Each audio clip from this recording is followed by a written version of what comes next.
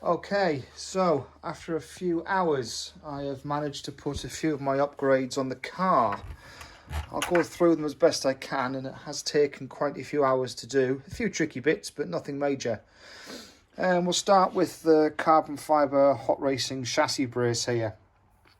Took a little bit of extra time to do, and I had to file down the insides here to make it fit.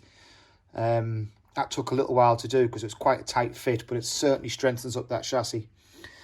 Hot racing strut braces rear, hot racing strut braces front. Again, a little fiddly to do. A lot of the front end had to be lifted up to come out. Many screws all went out, but all went back in, which is a good thing. So we'll put that on. Then, if we look at the sides, in fact, I'll just flip it on its side here for you. You can see the carbon fibre skirt support on both sides. When we go to the front, I've got the carbon fibre covers, protectors to stop all the debris flying up on both sides as well. And then I've got the titanium screws on the front to give it some sparks when she clips the ground, which will look pretty cool. I don't know if you can see in the middle here, I've put in the metal diff, the Arrma metal diff, the diff case, which again was quite fiddly because the whole motor had to come out, the cap had to come off, and obviously the diff comes out, but it's quite fiddly to get back in because, as you can appreciate, it's quite tight along here. But it went in eventually. When I opened it, I don't know if anybody else has found the same, it had no diff oil in, or very little.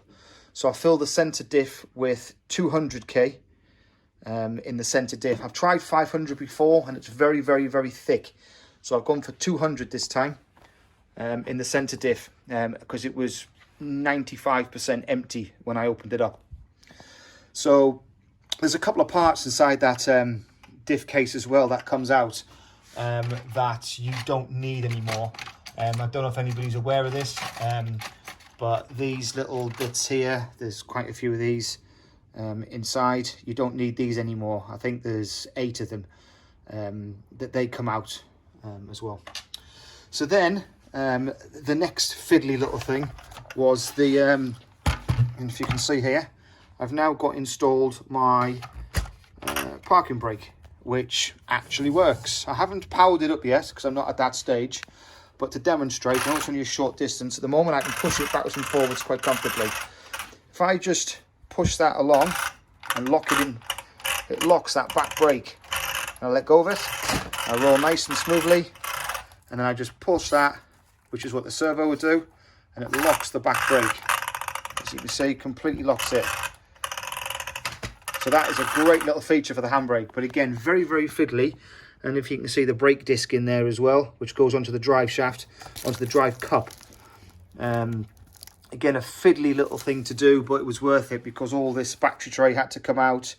You have to play around a little bit, quite a bit around the drive shaft area here as well. So it is just generally a fiddly little thing, but it's worth it in the end. And that's it for now. Let me know what you think. If I could do anything different, let me know.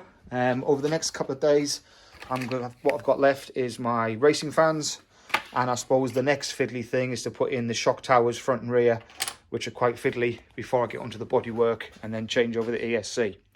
So let me know what you think of these upgrades so far, and we'll keep going. Cheers.